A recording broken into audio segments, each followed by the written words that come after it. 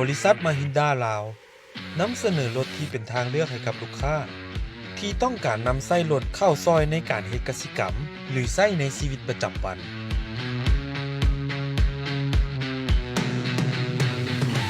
ซึ่งวันที่19กรกฎาคมที่ผ่านมาทางบริษัทมาฮินดาลาวได้จัดพิธีการส่งมอบรถจำนวน26คัน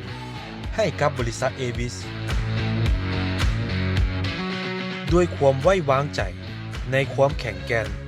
ทนทานของรถ Mahindra Scorpio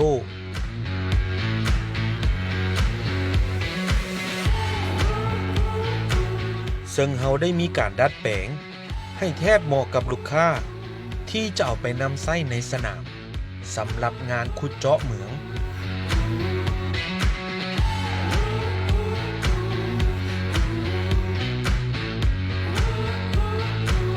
ซึ่ง Mahindra Scorpio ของพวกเขาขึ้นชื่อเรื่องความแข็งแกร่ง